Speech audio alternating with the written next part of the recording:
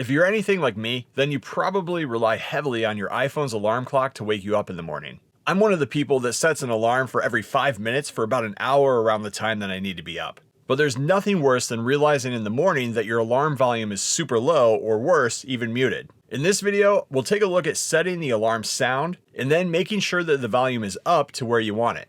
Inside of the clock app, make sure that you're on the alarm tab on the bottom.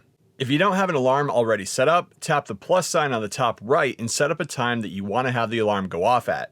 Once you have an alarm time, choose it, and here in the sound section, scroll through and choose the sound that you want for your alarm. Once you have the sound that you want, hit save on the top right. Now to adjust the volume of this alarm, make sure that the toggle is enabled on the right and then adjust the volume using the volume buttons on the left of your phone. This part here is the important part. If you change the volume while the clock app is closed, then you aren't changing the volume of the alarm.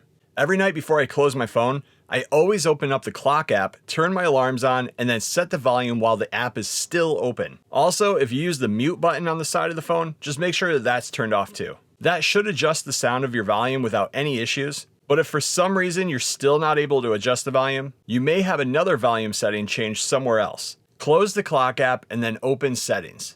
Right here, choose sounds and haptics, and you'll see a volume slider at the top. Make sure that the change with buttons option is turned on, and then slide the volume all the way up or to where you want it. I always keep mine somewhere around 75% because if it's too loud, then I'll just get annoyed and turn it off right away. But that should do it, and you can then close the settings app and make sure that your alarms are all set. And that's how you change the alarm volume on your iPhone.